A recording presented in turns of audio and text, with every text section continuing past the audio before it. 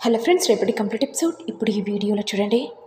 ఇక ఆనంద భైరవి ఆలోచిస్తూ అసలు దర్శన్ ఇలాంటి డిసిషన్ ఎందుకు తీసుకున్నాడు, ఇలా వేరే కాపురం పెట్టమని ఎవరు చెప్పారు, దర్శన్ ఎవరో మాటలు పట్టుకొని ఇలా ప్రవర్తిస్తున్నాడని అర్థమైంది. ఇప్పుడు నేను ఏం చేయాలి, ఏం చేద్దామన్నా ఏ డిసిషన్ లేదు అని రమాదేవి టెన్షన్ పడుతుంటే ఇదంతా అనన్య చూసి, ఆనంద భైరవి టెన్షన్ పడిపోతున్నావా, పాపం మరిది గారును శరణ్య వేరే కాపురం పెడుతున్నారు.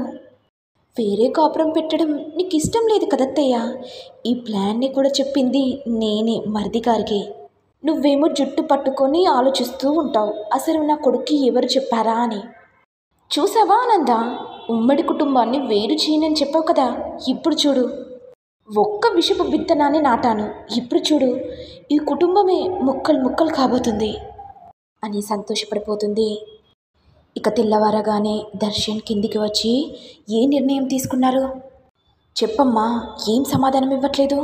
ఓహో, అంటే వేరే కాపురం పెట్టడానికి నువ్వు అంగీకరించావన్నమాట. శరణ్య, ఇక ఏంటితో మనకు ఎలాంటి సంబంధం లేదు, అర్థమైందా? ఇక ఇంట్లో నుంచి వెళ్ళిపోదాం పదా. ఇక ఆనంద భైరవి దర్శన్ని పట్టుకుని, తను ఎక్కడికి రాదు దర్శన్, అంటే వేరే కాపురం పెట్టద్దనంటే విడాకులు ఇవ్వడానికి అంగీకరించినట్టేనా? సరే అయితే అమ్మా, నీ నిర్ణయం నువ్వు చెప్పేశావు, ఇక నా నిర్ణయం చెప్తున్నాను. శరణ్య, నువ్వు నాకు విడాకులు ఇవ్వు, అర్థమైందా? ఈ విడాకుల పేపర్లపై సంతకం చేయి. నీకు వేరే కాపురం పెట్టడం ఇష్టం లేదని నాకు అర్థమైంది, అందుకే సంతకం పెట్టేసేయి. ఆ తర్వాత నీ దారి నువ్వు చూసుకో, నా దారి నేను చూసుకుంటాను. ఇక శరణ్య ఏడుస్తూ విడాకుల పేపర్లపై సంతకం పెడుతుంటే ఇంతలో ఆనంద వచ్చి, అమ్మ కోడల, నువ్వు ఈ విడాకుల పేపర్లపై సంతకం పెట్టద్దు, అడ్డు తప్పుకుండత్తయ్యా, నేను ఈ ఉమ్మడి కుటుంబాన్ని విడదీయలేను, అలా అని వేరే కాపురం కూడా పెట్టలేను, అందుకే విడాకులు ఇస్తాను అత్తయ్య. ఇది విని ఆనంద కూడా ఏం చేయలేక ఏడుస్తూ ఉండిపోతుంది.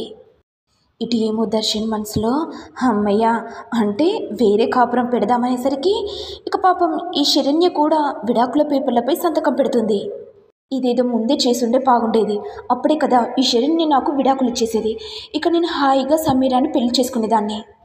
ఇటు ఏమో సమీర సంతోషపడుతుండగా ఇంతలో తన మాజీ భర్త వచ్చి, ఏంటి ఎందరి జీవితాలను ఆడుకోవాలనుకుంటున్నా, నన్ను పెళ్లి చేసుకున్నావు, నా ఆస్తిని మొత్తం గుండు గీకావు, ఇప్పుడేమో వేరే వాడిని పట్టుకున్నావా, వాడి ఆస్తిని కూడా గుండు చేయాలని చూస్తున్నావా, నువ్వు వేరే పెళ్లి చేసుకుంటున్నావని నాకు తెలిసిపోయిందే, అందుకే ఆ అబ్బాయి జీవితాన్ని కాపాడడానికి వచ్చాను. ఇది విని సమీర టెన్షన్ పడిపోతుంది. ఏంటి నువ్వెందుకు వచ్చావు, అయినా మన ఇద్దరికి ఆల్రెడీ విడాకులు అయిపోయాయి కదా, నీ దారి నువ్వు చూసుకున్నావు, నా దారి నేను చూసుకున్నాను, నా ఇష్టం, నేను ఎవరినైనా ప్రేమిస్తాను, నీకెందుకు మధ్యలో. ఏంటి నన్ను మోసం చేసినట్టు వాణ్ణి మోసం చేద్దామనుకుంటున్నావా? ఇక సమీర వెంటనే, అవును, నేను వేరే అతనితో పెళ్లి చేసుకుంటున్నానని నీకెలా తెలిసిపోయింది, నాకు ఎవరు చెప్పారో తెలుసా, ఆనంద భైరవి. ఇది విని సమీర ఒక్కసారిగా షాక్ అవుతుంది. ఏంటి మీరు మాట్లాడేది, అయినా ఆ ఆనందకి మీరెలా తెలుసు? అయ్యో పిచ్చి సమీర, నీ బయోడేటా మొత్తం ఆనంద భైరవి తెలుసుకుంది. నువ్వెక్కడుంటావో, మీ అమ్మ నాన్నలెవరో, నీకు పెళ్ళైందా లేదా, అన్ని విషయాలు ఆనంద తెలుసుకుంది. ఇప్పుడే ఆ మేడం దగ్గరికి కూడా వెళ్తున్నాను, నువ్వు నన్ను పెళ్లి చేసుకున్న విషయం కూడా చెప్పేస్తాను, ఇక ఆ అబ్బాయి కూడా నిన్ను దూరం పెట్టేస్తాడు. ఇది విని సమీర టెన్షన్ పడిపోతుంది. అసలు ఏం చేయాలనుకుంటున్నావు, నువ్వెందుకు రావాలి, నా ఇష్టం, నా లైఫ్ నా ఇష్టం, నీకెందుకు. ఏంటి సమీర, డబ్బున్నోళ్లను ప్రేమించి పెళ్లి చేసుకొని వారి ఆస్తిని లాక్కోవడమైతే తెలుసా. ఓకే సమీర, ఇక నేను వెళ్ళొస్తాను, నువ్వు నన్ను పెళ్లి చేసుకున్న విషయం ప్రూఫ్స్తో సహా ఆ అబ్బాయికి చూపెడతాను అనుకుంటూ ఇక సమీర భర్త వెళ్తుంటే ఇక సమీర టెన్షన్ పడుతూ అనన్యకి ఫోన్ చేసి, హలో అనన్య, నీకు విషయం చెప్పాలి.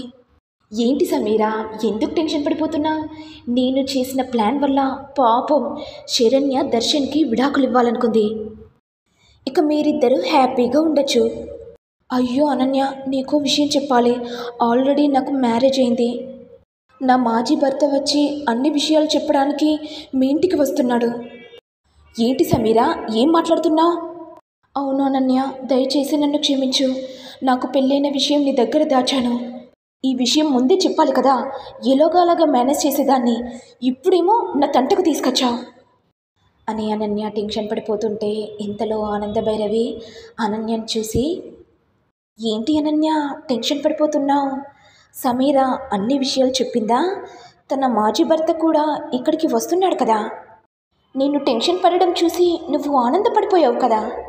సమీర మాజీ భర్త రాబోతున్నాడు, ఇక అన్ని విషయాలు చెప్పేస్తాడు, ఇక నా కొడుకు సమీర దిక్కే చూడడు అని ఆనంద భైరవి ఇక అనన్యకు చెప్తుంటే ఇంతలో సమీర భర్త వచ్చి, ఇక్కడ దర్శన్ గారంటే ఎవరు? నేనే.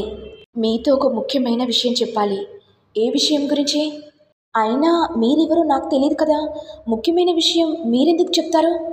నేను మీకు తెలియకపోవచ్చు, కానీ మీరెవరో నాకు బాగా తెలుసండి. మీ జీవితాన్ని మీరు ముక్కలు చేసుకుంటున్నారు. మీ భార్యకు మీరు ఎందుకు విడాకులు ఇస్తున్నారు? ఏంటండి ఏం మాట్లాడుతున్నారు? నా పర్సనల్ ఇష్యూ, అది నా ఇష్టం, మరి మీకెందుకండి? ఎందుకంటే ఇప్పుడే చెప్తాను వినండి. ఎందుకంటే సమీర నాకు ఆల్రెడీ పెళ్ళైంది. ఏంటండి ఏం మాట్లాడుతున్నారు? సమీరకు మీకు మ్యారేజ్ అవ్వడం ఏంటి? అవునండి, మీలాగే నన్ను బక్రాగాన్ని చేసి పెళ్లి చేసుకుంది. కేవలం ఆస్తి కోసమే నన్ను పెళ్లి చేసుకుంది. ఆ తర్వాత ఆస్తి మొత్తం లాక్కొని ఇప్పుడు వేరే వాడిని పెళ్లి చేసుకోవాలని చూస్తుంది. ఇది విని దర్శన్ ఒక్కసారిగా షాక్ అవుతాడు. మీరు చెప్పేది నిజమా లేక అబద్ధమా? మీరు చెప్తుంటే నేను నమ్మలేకపోతున్నానండి.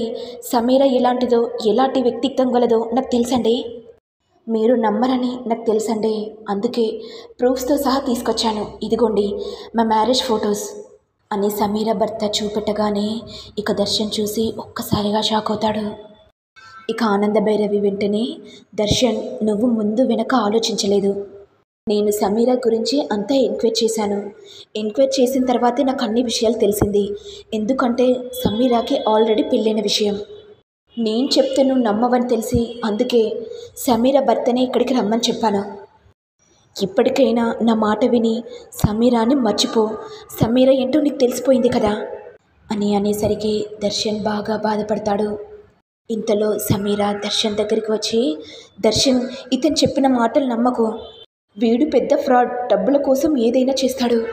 ఇలా మోడిఫైయింగ్ చేసి తీసుకుని వచ్చాడేమో, ఒక్కసారి ఆలోచించి దర్శన్. ఇక ఆనంద భైరవి వెంటనే, నాన్న దర్శన్ నువ్వు చెప్తే నమ్మట్లేదు కదా, సరే సమీర అమ్మ నాన్నని పిలుస్తాను, వాళ్ళ ద్వారానైనా నీకు తెలుస్తుంది కదా సమీరాకు పెళ్ళైన విషయం అని అనేసరికి సమీర టెన్షన్ పడిపోతుంది.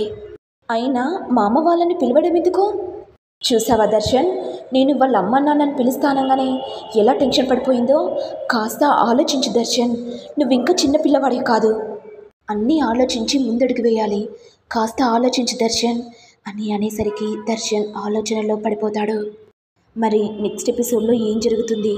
సమీర చెప్పిన మాయ మాటలు విని దర్శన్ సమీరాని పెళ్లి చేసుకుంటాడా, లేకపోతే సమీర గురించి తెలిసి దర్శన్ సమీరాకి దూరం అవుతాడా అనేది నెక్స్ట్ ఎపిసోడ్లో చూడాలి. మరి మీకు వీడియో కనుక నచ్చినట్లయితే లైక్ చేయండి, షేర్ చేయండి, సబ్స్క్రైబ్ చేయండి. Thank you all.